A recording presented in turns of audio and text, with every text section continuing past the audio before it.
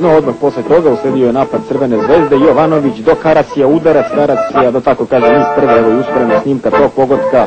Savladan je golman Partizana, imao je Partizan više od igre u prvih 20 minuta, no u 21. minutu Crvena zvezda vodi sa 1, posle toga nastavljena igra, napad fudbalera Partizana, udarac i 1:1. 43. minut, Vukotić je uposlio Cvetkovića, ovo je iskoristio uspavanost odbrane Crvene zvezde i savladao golmana crveno-belih 1:1.